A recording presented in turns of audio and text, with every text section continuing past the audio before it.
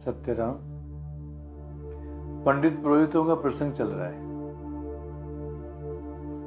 दादू जी महाराज पंडित पुरोहितों को समझाते हुए कहते हैं, दादू पंथ बतावे पाप का, भरम करम बेसास, निकट निरंजन जेरे, क्यों न बतावे तास।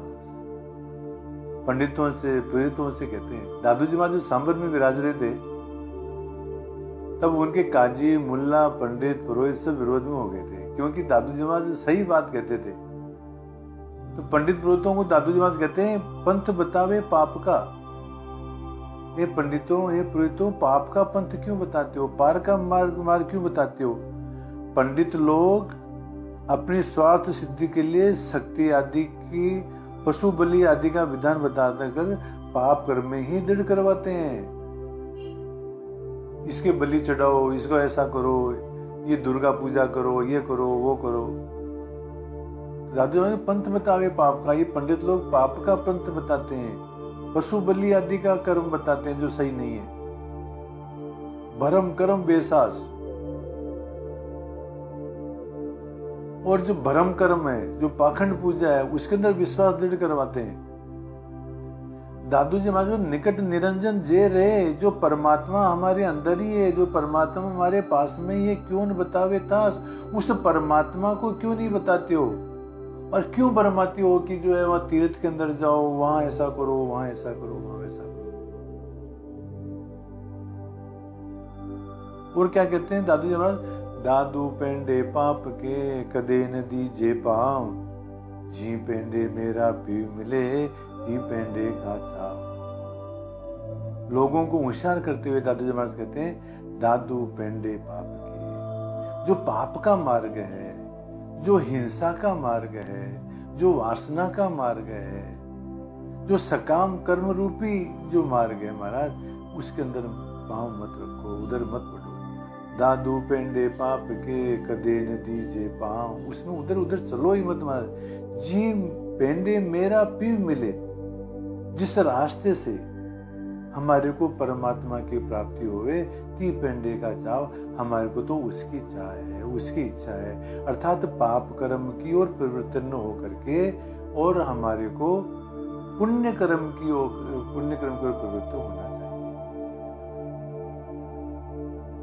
अब आगे दादू जी महाराज एक बात बताते हैं कि आपा उर्जे उर्जिया, दिशे सब संसार, आपा सूर्य सूर्जिया, ये गुरु ज्ञान विचार। वाह वाह, आपा उर्जे उर्जिया, अरे वाह वाह, जो खुद उलझा हुआ है उसको सारी दुनिया उलझी हुई दिखाई देती है। आपा उर्जे उर्जिया, दिशे सब संसार, जो खुद उलझा हुआ है उसको सारा संसार उलझा हुआ ही दिखाई देता है। और आपा सुलझे सुलझिया, और जो खुद सुलझ जाता है उसको सारी दुनिया सुलझी हुई दिखाई देती है। ये गुरु ज्ञान विचार, दादू जी महाराज कहते हैं ये गुरु जी का ज्ञान है। तो कहने का तात्पर्य क्या है महाराज, कोई हमारे को जो है सुलझा नहीं सकता है, कोई हमारे को उलझा नहीं सकता है। हमको खुद को ही सावधान रहना चाहिए और हमको ही सुलझ जाना चाहिए। देखो इसको उदाहरण के द्वारा समझो। एक बार भर्तृहरि जी रात्रि को ध्यान कर रहे थे, सारी रात जाकर के और किसी एक भिक्षुक के, एक गृहस्थी के यहाँ के सामने गए, जाकर के और भिक्षा के लिए बैठे। गृहस्थी ने कहा कि महाराज थोड़ी देर बैठो, भोजन बन रहा है। उसी दौरान एक चोर भी आ गया, वो भी सारी रात चोरी के चक्कर में घूमता रहा, वो भी नहीं सोया। तो उसने सोचा जब भर्तृहरि को भोजन मिलेगा तो हमारे को भी भोजन मिल जाएगा। तो जहां भर्तृहरि बैठे थे वहीं पास में चोर भी बैठ गया भोजन के निमित्त। अब भर्तृहरि को भी नींद आने लग गई और चोर को भी नींद आने लगी, क्योंकि दोनों ही रात को सोए हुए नहीं थे। अब देखो यहाँ पर आपा उर्जे ऊर्जा का उदाहरण देखो। चोर क्या समझता है, जिस प्रकार से सारी रात में चोरी के चक्कर में नहीं सो पाया, इसी प्रकार से ये भी कोई चोर है, भर्तृहरि के लिए सोचता है। तो जिस प्रकार से मेरे को नींद आ रही है, इसी प्रकार से इसको भी नींद आ रही है। देखो वो खुद उलझा हुआ था चोर, इसलिए उसको भर्तृहरि भी उलझे हुए ही दिखाई दिए। उधर भर्तृहरि क्या देखते हैं, कि जिस प्रकार से मैं सारी रात ध्यान करता रहा और रात को सोया नहीं, इसी प्रकार से ये चोर, वो वस्तु तो चोर था, पर चोर के बारे में वो क्या सोचते हैं, ये भी कोई साधु है जो सारी रात जो है ध्यान करता रहा, इस कारण से इसको नींद आ रही है। देखो, आपा उर्जे उर्जिया, जो खुद उलझा हुआ है उसे सारी संसार उलझी हुई दिखाई दे, और आपा सुलझे सुलझिया, भरती अर्जी में खुद सुलझे हुए थे, इसलिए उनको सारा संसार, चोर भी सुलझा हुआ दिखाई दे रहा है। तो आपा उर्जे उर्जिया दिसे सब संसार, आपा सुलझे सुलझिया ये गुरु ज्ञान विचार। और महाराज, वास्तविक बात क्या है कि हमारे को खुद को सुलझना पड़ता है। एक बार एक आदमी एक साधु के पास में आया और कहा कि महाराज, गृहस्थी के चक्कर में फंस गया हूँ, माया के चक्कर में फंस गया हूँ, संसार के चक्कर में फंस गया हूँ, मुझे छुड़ाओ महाराज। साधु ने कहा कि कल आना, कल देंगे उपदेश। दूसरे दिन जो है फिर गया कि महाराज उपदेश दो।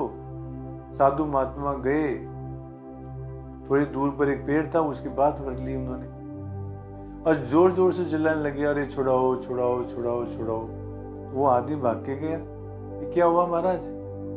क्या हुआ? कुछ भी नहीं, पेड़ ने मेरे को पकड़ लिया, इसलिए छुड़ाओ पेड़ से मेरे को। तो वो आदमी जिज्ञासु क्या कहता है, महाराज पेड़ ने आपको नहीं पकड़ा है, आपने ही पेड़ को पकड़ा है।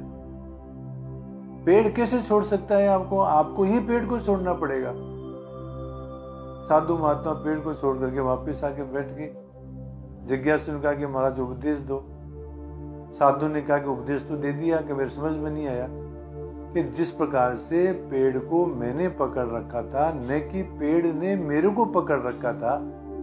तुमने मेरे को उपदेश दिया कि पेड़ ने नहीं पकड़ रखा है, आपने पेड़ को पकड़ रखा है। इसी प्रकार से मैं तुम्हारे को कहता हूँ कि संसार ने तुम्हारे को नहीं पकड़ रखा है, तुमने ही संसार को पकड़ रखा है। तुम खुद ही सुलझ जाओ महाराज। वही बात साखी में कहते हैं, आपा उर्जे उर्जिया दिसे सब संसार, आपा सूर्य सूर्जिया यो गुरु ज्ञान।